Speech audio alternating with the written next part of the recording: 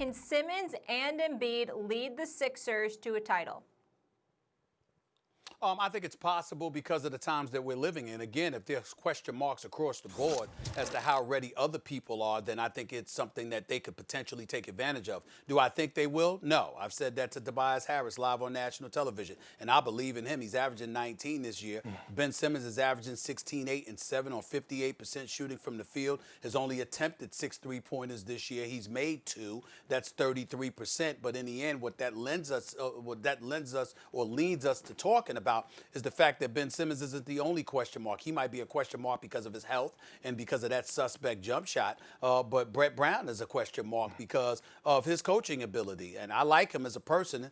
But at the same time, when you invest the kind of money that you're investing in Ben Simmons, Joel Embiid, that you've already given to Tobias Harris, Jimmy Butler walks out the door, J.J. Redick has to leave because you guys don't want to trigger your luxury tax, all of this stuff.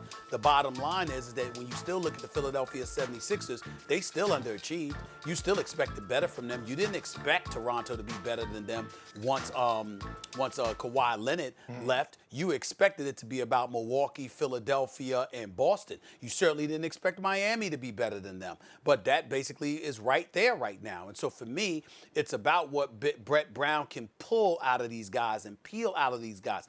They have the potential to go on a run, but it would be complemented by other teams not stepping up to the plate like we had anticipated they would do because the coronavirus pandemic really stalled their momentum. But we have to remember that the Sixers are like 10-24 on the road during the season. They were a horrible road team. Completely different at home than they were on the road. Last time I checked, none of these games are going to be at the Wells Fargo Center in downtown Philadelphia on the south side. This is going to be in Orlando, Florida. That is a road game. It might not be road in terms of hostile confines going into somebody else's house, but it damn sure ain't the Philadelphia faithful showing up at Wells Fargo to support you. And when the Sixers have been away from Wells Fargo, they have been below mediocre. So I'm sorry, I'm not going to sit up there and definitively say that they can do anything. I would tell you they got the talent to make a lot of noise.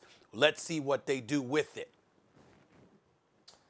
Well, we see this exactly the opposite, Stephen A. I think the Sixers were always a good sleeper pick, but particularly given these unusual circumstances, they're an even better sleeper pick. And I say that because teams like the Lakers, where LeBron really had the chemistry clicking just right, they needed a lot of runway to get there, right? The Sixers I see differently. You know, yes, the integration of complementary pieces are important, but really the engine of that team is they have 2-star, almost superstar players in Embiid and Simmons. They're just more, they have 2 guys who are usually more talented than anyone on the other team. And when you restart, and it's not about, you know, and there's not enough time for teams to get the chemistry just right, who rely on 6 and 7 different pieces, 2 guys like that could very well take over. Now to your point about the road versus the home, I really think the reason the Sixers play that way is because Embiid, without a real good plan from the organization, has been basically self-load managing. You know, he's had to take his foot off the pedal at times because he has various physical problems, knee, back especially. And on the road, he takes his foot off the gas a little bit. And I really think that's why the Sixers aren't the same team. Well, a couple things there. Number one, yeah, they're not at home at all, but they're also not on the road at all either. There's neither home nor road here. All of the games are going to be televised. Everyone's going to be watching. Embiid understands this, and in terms of load managing, he just had a good long rest.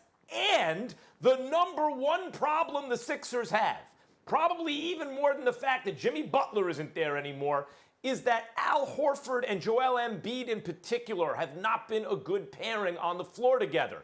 As it turns out, Horford had never played the 4 at any level of organized basketball, which blows my mind. I kind of think of him as a 4-5, right?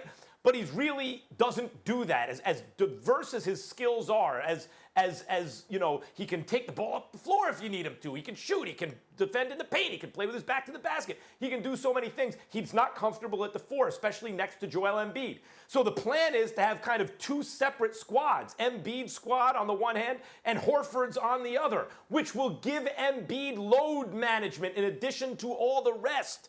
Because if Horford's squad is working, Embiid can rest. I think for all those reasons, but especially because of the level that the talent is pitched for Simmons and Embiid, the Sixers are an excellent sleeper pick in this very unusual season.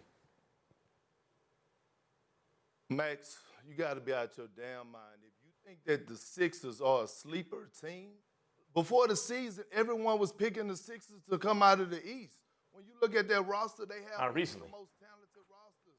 They have one of the best duos in sport in the NBA. When you talk about Joel Embiid, a generational talent, one of one, Ben Simmons, a stud. So here's my thing, Stephen A. Max.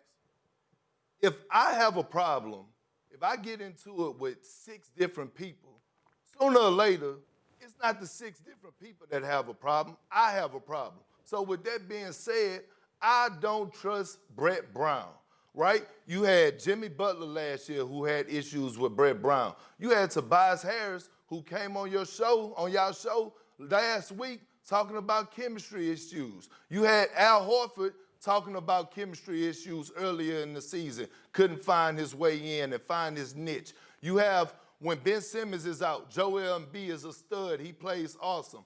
When Joel's out, Ben Simmons plays great. So to me, it's Brett Brown, because as a coach, when you're talking about chemistry, that goes to the coach. That means that he's not putting those guys in position to be successful. And I don't want to hear, oh, Ben Simmons can't shoot threes or he can't shoot.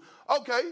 We'll have them spacing the floor, and when they help off of them, have them dive into the basket, have them playing the dunker spot. I played with Rajon Rondo when guys used to help off of him, and Doc would put him at the dunker spot and have him duck into the paint and get wide open layups. You got to put these guys in position to be successful. So I'm not blaming Tobias Harris. I'm not blaming Joel Embiid.